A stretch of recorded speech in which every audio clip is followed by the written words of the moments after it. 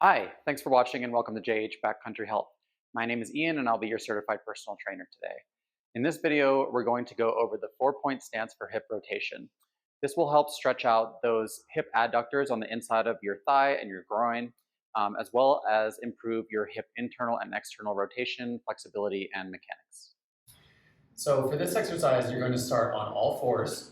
You're going to have your knees directly below your hips, your hands and elbows directly below your shoulder, and you're going to work to keep that back straight, to keep the spine neutral. Avoid excessive arching of the back or excessive rounding of the back. Once you're in the starting position, all you're going to do is simply move one leg out to the side. Try to keep your pelvis as neutral as possible while you do this. And then you're going to simply rotate that foot up toward the ceiling. And to help you get into the position, you can sit back on your heels a bit. You should really feel that stretch on the inside of your thigh there. And you can continue to sit even farther back into the stretch to help progress.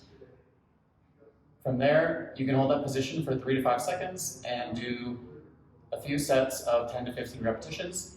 You can also go ahead and rotate that foot back and forth just to see how that feels and work on that hip rotation.